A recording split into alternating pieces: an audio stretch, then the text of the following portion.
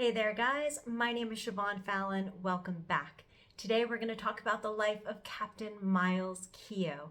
Keogh was born in County Carlow, Ireland, and yet he fought for the Papal Armies in Italy. Then he was recruited to fight for the Union in the American Civil War. And then he ended up an officer in Custer's Seventh Cavalry, and he fought and died at the Battle of the Little Bighorn. Let's learn more. Thanks for joining me. Myles Walter Keogh was born at Orchard House near Loughlin Bridge, County Carlow, Ireland on March 25, 1840. County Carlow is one of Ireland's smallest counties by size and population, and it's in the southeastern part of the country. The Keoghs were landed gentry. Keogh's mother, Margaret Blanchfield, was from a prominent family who held the lease for the lands of Rathgraven or Clifton, which included an old Norman castle. The castle was in ruins during Keogh's childhood, and it's still in ruins today. But as you can see, it's magnificent, and it gives us a glimpse into Keogh's pedigree. Keogh was the youngest son of 12 children. His father died when he was a boy, but Keogh managed to grow up rather comfortably. The Keoghs farmed barley for the breweries, which was profitable and kept the family insulated from the economic upheaval in Ireland. As Catholics, they were lucky to have held on to their status, especially as Keogh's father's much older brother, Patrick Keogh, had been a member of the United Irishmen, a political party inspired by the American and French Revolution that sought Irish independence from British rule. The United Irishmen urged political equality for all Irishmen, regardless of religion. During this time, it was written that in Carlow, quote, "There was no part of Ireland where a better feeling of friendship existed between Catholics and Protestants, nor no part where greater numbers of both were blood relations." Unfortunately, afraid of the ideals of the French Revolution, a local Protestant group in Carlow organized the Yeoman Cavalry Corps, which conducted nightly raids against Catholics in the area, looking for weapons and United Irishman propaganda, and burning those houses down. When the Irish Rebellion broke out in 1798, one of the first battles took place in Carlow, and some of the fiercest fighting of the rebellion also occurred in Carlow. Wrote one modern historian of the Irish Rebellion, "In the space of a few weeks, 30,000 peasants armed with pikes and pitchforks, defenseless women and children, were cut down, shot, or blown like chaff as they charged up the mouth of the cannon." The Irish Rebellion of 1798 had not been sanctioned by the Irish Catholic Church. In fact, it began as a Presbyterian and Anglican movement in Belfast. Nevertheless, 69 Catholic churches and chapels across Ireland were burned. Thousands were hung, including Keogh's uncle Patrick, for his connections to the United Irishmen. Keogh would later write in a letter, "Catholic influence is not very powerful in Carlow." Would you let an English cock crowd upon an Irish rock, fly up and teach him manners? Curse and swear, Lord Kildare, fearful do, a fearful there. Down Fitzwilliam, have a care, for falling is your star low. What with halberd, out with sword, on we go for by the Lord. Faith McHugh has given the word, follow me up to Carlow.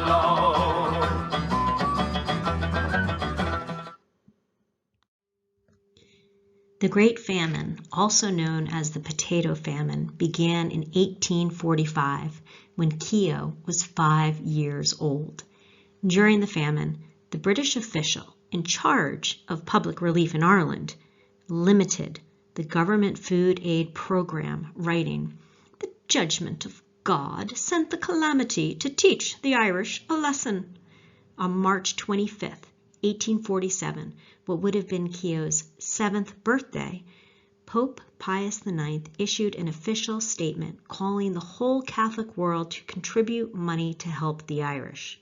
118 vessels sailed from the United States to Ireland with relief goods valued at more than $500,000, which equates more than $19 million today. And that was raised from all faiths and all states. The famine ravaged the country during Keogh's formative years, ending in 1852 when he was 12 years old. I don't think we can underestimate the effect the Great Hunger had over any Irish at that time. Out of 8 million people in Ireland, more than 1 million died, and more than 1 million emigrated to just America. That's more than 25% of the population gone. This, of course, helped start a trend of young Irish people emigrating to look for better prospects and freedoms abroad. All of these details make up the man. Keogh was educated at St. Patrick's College in Carlow until he was 16 years old. The book, Charles O'Malley, the Irish Dragoon, by Dublin-born author Charles Lever, about the adventures and escapades of an Irish officer in the British Army, had great influence on the imagination of Myles Keogh, as well as other young men who dreamed of a career in the military, like a certain George Armstrong Custer, who used to read it in class, hiding the novel behind his school books. Keogh family lore says that in 1860, when Keogh was 20, he was working at a bank. He was over 6 feet tall, with blue eyes, brown hair, and a florid complexion. Being a banker might not have lived up to his romantic spirit. Also remember, he was the youngest son, so there wasn't much chance of his inheriting land or fortune. 1860 was also when Pope Pius IX issued an appeal to Irishmen to join what was called the Last Crusade, and this proved rather tempting to young Keogh. Garibaldi was trying to unify Italy and planned to invade the Papal States of Rome. Another 7th Cavalry member, Charles de Rudio, he would fight on the other side of the conflict for Garibaldi. This must have led to some pretty interesting fireside chats within the 7th Cavalry later on. Remember, Pope Pius IX is the same pope who had given support to the Irish during the worst of the famine, and the Irish showed their gratitude by raising an Irish battalion. Keogh and 1,400 of his countrymen joined up, even though the British forbid the recruitment. England popular sentiment supported Garibaldi. British newspapers attacked the Irish volunteers far and wide, calling them mercenaries, ne'er-do-wells. They threatened they would not be able to return to their jobs when they came back to Ireland. The British also fined and arrested ship captains who helped the Irish get to Italy. None of this stopped Keogh.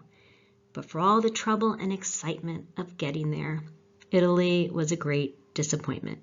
The Papal Army consisted of 18,000 men, 10 different nationalities, and nearly as many languages. There was no money for uniforms. They were paid hardly anything at all. There was very little training or artillery. They were outnumbered in every fight. In 18 days, the Papal Army fell. But the Irish fighters were renowned for their bravery. During the siege of Ancona, it was written that the Irish soldiers sang ballads and the officers couldn't restrain them from leaping up on the battlements to hurl curses at the enemies at the gate. After this resistance collapsed, the papal authorities were allowed to hold on to some of their Irish fighters. This unit was called the Company of St. Patrick, and they garrisoned at the Vatican. Soldiers who had distinguished themselves during the fight were commissioned on the spot, and thus Keogh became a second lieutenant. 2 of his good friends also stayed on and would remain a part of his story, Daniel Kiley and Joseph O'Keefe.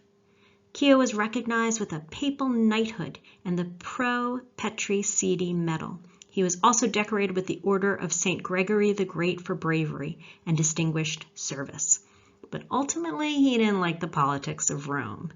When the American Civil War started, New York Archbishop John Hughes, an Irishman himself, went to Ireland and Italy to recruit Irish soldiers for the Union. Keogh had an audience with the Pope in March 1862. He received a blessing and he resigned his commission. And then, with Kiley and with O'Keefe, Keogh joined the Union Army. Keogh turned 22 on that journey to America. Singing a soldier's song. Tinker, tailor, every mother's son. Rich man, poor man, shouldering a gun. Butcher, baker, every man in line. All together just like old lang syne. We're on the one road, share the one load. We're on the road to God knows where. We're on the long road, maybe the wrong road. But we're When Keogh and his friend Daniel Kiley arrived in Washington, D.C., they were both commissioned as captains. Keogh's star began to shine brightest when he was under the command of John Buford. It was written of Buford that he had the respect and esteem of every man in the army, and the cavalry loved him as a father. Buford was renowned for his stout defense against the opposing Confederate army on the first day of the Battle of Gettysburg. At one point, Keogh was temporarily put on the staff of Major General McClellan, and that's when he met a certain young captain, George Armstrong Custer. This is an Alfred Wadd engraving from Harper's Weekly, and there's General Buford riding at the front of the force, and behind him is Keogh, which is just amazing to me how this tiny little drawing looks like Keogh. These newspapers were totally the televisions of the day. All right, and next to Keogh is his friend O'Keefe from Ireland. And if you look really, really closely, you can see these little Irishmen are wearing their papal medals on their uniforms. John Buford contracted typhoid fever, and in December 1863, he was promoted to Major General on his deathbed. And it was Myles Keogh who helped him sign the official paperwork, and Keogh who co-signed as a witness. And then Buford died in Keogh's arms. Soon after this, Keogh was sent west to serve as an aide-de-camp for General George Stoneman. The soldiers on the Western Front did not immediately welcome Keogh, as this description by Captain Theodore Allen of the 7th Ohio Cavalry demonstrates. This young Irishman came to us as an aide-de-camp with the staff of General Stoneman. We considered ourselves veterans, having served 2 years, and were a good deal disposed to resent the presence of newcomers. We did not like the style of Captain Myles Keogh. There was altogether too much style. He was as handsome a young man as I ever saw, then I should say about 23 or 24 years of age. He rode a horse like a centaur. He had a fresh Irish complexion, like the pink side of a ripe peach, more like the complexion of a 16-year-old girl than that of a cavalry soldier. His uniform was spotless and fitted him like the skin of a sausage. If there had been any more of the man or any less of the uniform, it would have been a misfit. We were told that he was from the Pope's bodyguard. We were not caring much in those days for the Pope or his bodyguard, and at all events we did not care much for Captain Keogh.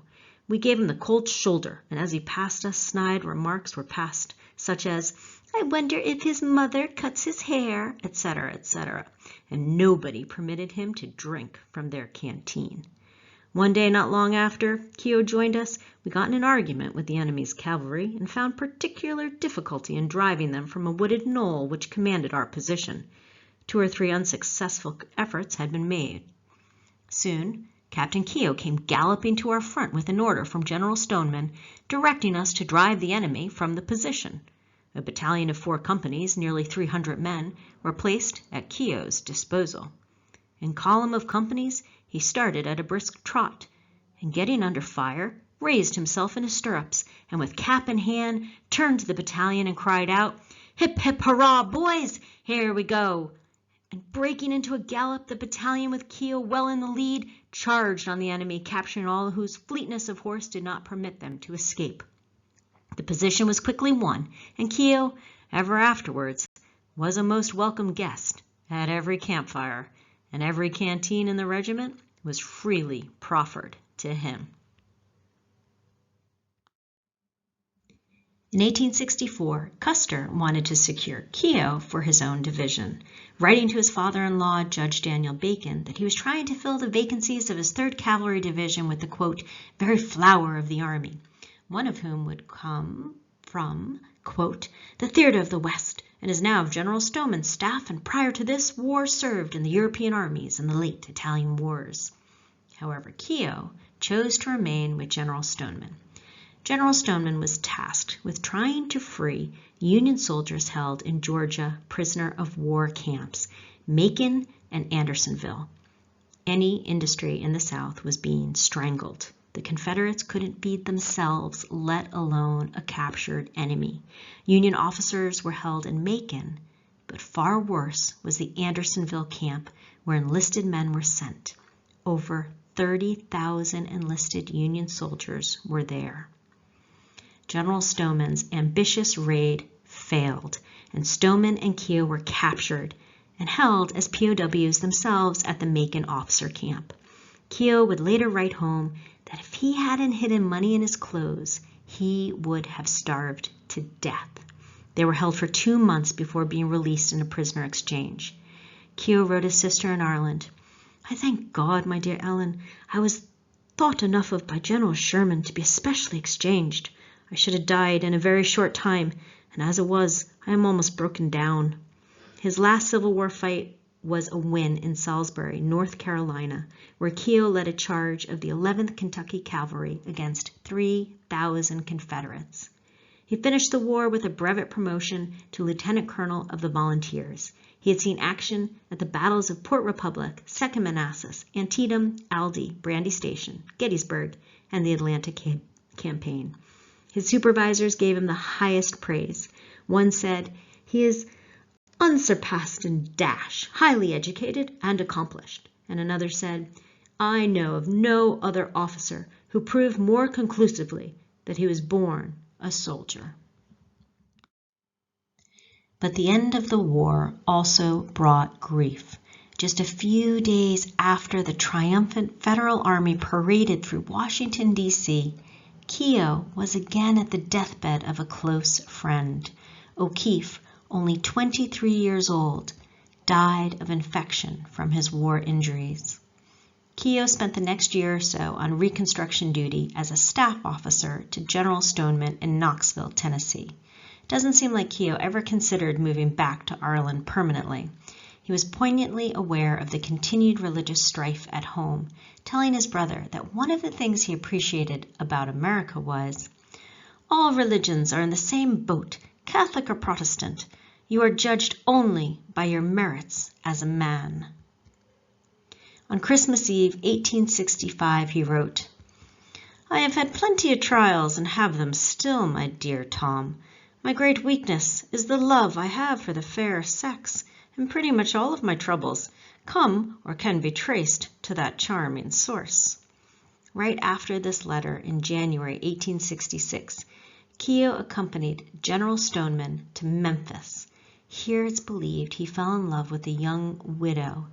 Their romance was short-lived, as Abby Grace Clary died in June of appendicitis. In October 1866, Keogh wrote his brother from Washington, D.C., My hopes are dead for future earthly happiness, and the dear creature I dreamt of being happy with lies yonder in Oak Hill Cemetery, where I have just visited her cold vault. The next day, Keogh left for Kansas to report for his new assignment in the regular army as a captain in the 7th Cavalry.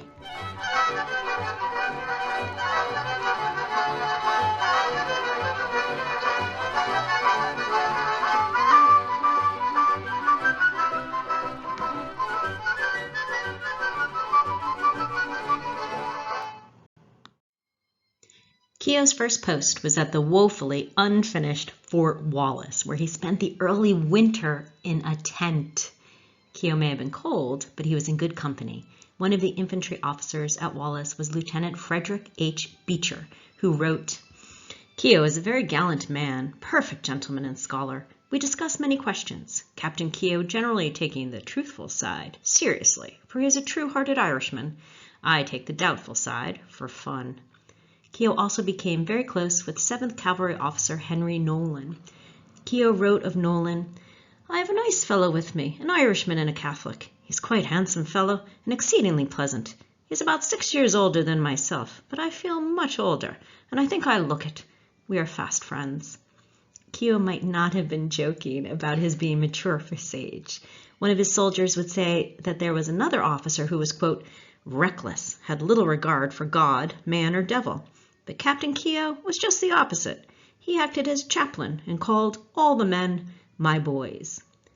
Keogh often worried about his family's finances in Ireland. He contributed an annual stipend toward his sister's dowry, and he told his brother he would try to live cheaply out west in an effort to send more money home to help care for his sisters. He also tried to maintain his Civil War friendships. His friend Dan Kiley, who had come to America with him from Italy, died of yellow fever in 1867. Keogh tried to have his remains moved from Louisiana to Washington, D.C., but he could not raise enough funds. Here is Keogh with his good friend Andrew Alexander. Alexander married Evie Martin of the prominent Martin family in Willowbrook, just outside Auburn, New York. His other good friend, Emery Upton, courted another Martin sister, Emily, who suffered from consumption. There was a Martin sister whose name is often connected with Keogh as well, Cornelia or Nellie. Nellie was the same age as Keogh. The Martin home in upstate New York became a home away from home for Keogh. Nellie's brother later wrote, "I see Keogh now sitting in the library by the glass door, reading Charles O'Malley to a circle of girls. Charles O'Malley, the Irish Dragoon. It never had a fitter reader than Keogh." But Keogh wasn't always entirely content with the life he chose. He wrote his brother, "I am satisfied that I have carried out at least some of the rather visionary fancies we as boys indulged of long ago. You'll remember perhaps our parting at the railroad station in Carlow. Well, I am no happier today than I was then." It was in February 1868, while on leave to attend Emery Upton's wedding to Emily Martin and then head home to Ireland, that Keogh slipped on ice in Boston, breaking his right leg and rupturing the ligaments of his ankle. He was not able to attend his friend's wedding nor travel abroad, and his injury took an awfully long time to heal. Keogh was then appointed the acting assistant inspector general on General Sully's staff. Meanwhile, Indian raids in Kansas and Colorado grew worse during the summer of 1868. Keogh wrote home in August, "I'm sorry to say that the Indians have again broken out. They yesterday attacked a settlement within 40 miles of here, and having plundered the place and brutally ravished the women, they got away. We are preparing for an Indian war during the ensuing fall." He also learned that his friend and the scout at Fort Wallace, Bill Comstock, had been ambushed and killed by the Cheyenne. In September 1868, Keogh's other good friend, Lieutenant Beecher, and a detachment of 50 men were surrounded on a sandbar at the Arikara River in eastern Colorado. Beecher, with 5 of his men, were killed at what is known today as the Battle of Beecher's Island. The Indian War Keogh mentioned in his letter would develop into the Washita Campaign, led by Lieutenant Colonel George Armstrong Custer. However, Keogh was still on General Sully's staff when the rest of the 7th departed in November 1868, so Keogh missed the Battle of the Washita. When Keogh rejoined the 7th Cavalry in the field in early spring 1869, he injured his other leg. He badly sprained his left knee this time. So then he was on leave until late May, and then he was on detached service, serving on 2 separate court-martials. When he returned, he was able to get permission for an extended leave to take that long-awaited trip to Ireland. Keogh is not in this group picture that you see right there, but supposedly an image of his family. Keogh spent 5 months home with them, returning to Fort Leavenworth in March 1870. during a much advertised hurdle race with contestants Custer, Bell, Cook, Keogh, McDougal, and Nolan. 2,000 spectators were there watching. Keogh's horse didn't clear a jump and he was thrown and knocked unconscious. Man, this poor guy. Custer pulled out of the race to help his fallen captain. Keogh was not badly hurt, but he was put again on medical leave. I like these images of Keogh, and they're both circa 1870, because he's no longer the lean, mean fighting machine of his youth, and it might indicate the slow healing process, or he wasn't able to get the exercise and stay all skinny and wear his clothes like a sausage. After this, there were a couple slow years for Keogh. He was on detached service, he was on other court-martials, he was in and out of medical leave. He had written his brother after the death of Abby Grace Clary, "I shall never marry," but that didn't mean he gave up trying. Keogh began courting a mystery woman in New York who, unfortunately, was not interested in him. Fellow officers of the 7th Cav watched this unfold with amusement. Keogh asked Custer to bring the girl a very expensive collection of flowers. Custer grudgingly did so. Afterwards, Custer wrote his wife Libby about his meeting with the girl. "One of Keogh's letters that she showed me was full of poetry and very moving." Custer also said that the girl, quote, "wrote Keogh finely that his complaints were monotonous and uninteresting." Ouch. So for all his Irish good looks, Keogh seems a lot less lucky with the ladies than we think when we look at his photos. Keogh's soldiers, on the other hand, seemed to love him. One of them, Henry Allen Bailey, wrote home, "We have got quite a fine lot of officers. My captain's name is M.W. Keogh. He is a nice man. He says I am the best blacksmith he ever had in his company." During the summer of 1873, under the command of Major Marcus Reno, Keogh's I Company and Captain Thomas Weir's D Company were chosen to accompany the Northern Boundary Survey on the U.S.-Canadian line. Before leaving, Keogh purchased a $10,000 life insurance policy. In early 1874, Keogh would take a final trip home to Ireland. His mother's sister, Miss Mary Blanchfield, held the lease to the lands of Rathgarvin and Clifton. She died, and she left the property to Keogh.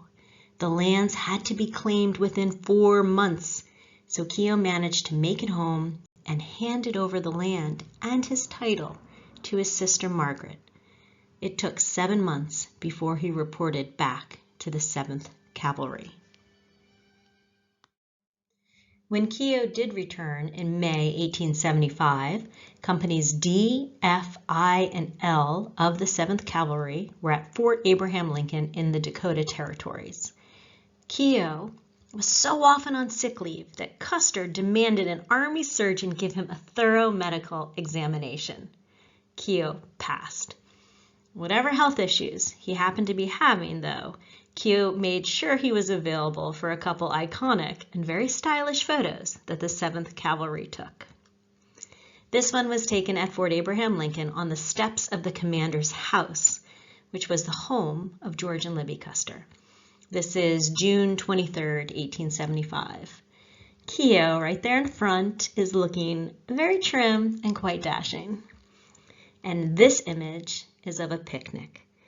That's Keogh in black, leaning over Libby Custer's chair, and next to him in white is Custer. A young guest there, Herbert Swett, who was a friend of the Custers, wrote a letter home saying that Custer had found a beautiful spot on the Little Heart River 8 miles from Fort Abraham Lincoln, quote, "for the benefit of the ladies who have never been out." 2 companies went on this camping trip, Companies F and L. Tom Custer and William Weiner Cook set out earlier than everyone else to set up the camp so it'd be ready for the ladies. The group arrived just before sunset on July 1st, 1875. But time for social outings soon came to an end. A few months later, in late 1875, President Ulysses Grant ordered all Indians to move onto their reservations or they would be designated as hostile. So in the spring of 1876, a military campaign was ordered to force the Indians into the reservations, and the 7th Cavalry, led by George Custer, was one of the 3 columns engaged in this mission. Keogh wrote to Nellie Martin before leaving Fort Lincoln, "We leave on Monday on an Indian expedition, and if I ever return, I will go on and see you all. I have requested to be packed up and shipped to Auburn in case I am killed, and I desire to be buried there. God bless you all. Remember, if I should die, you may believe that I loved you and every member of your family. It was a second home to me." On May 17, 1876, the 7th Cavalry left Fort Abraham Lincoln. It was the first time all 12 companies were united, and it would also be the first time, and the only time, Captain Myles Keogh joined the 7th Cavalry on a major expedition. Keogh and so many of the officers and men of the 7th Cavalry would not return.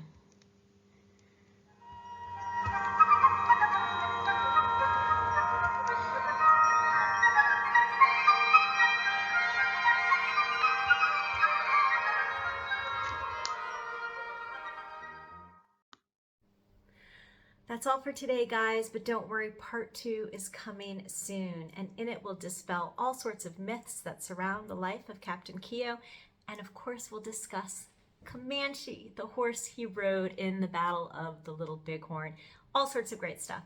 So come on back, subscribe, watch my other videos, send me a comment, and I hope to see you guys soon. Thank you.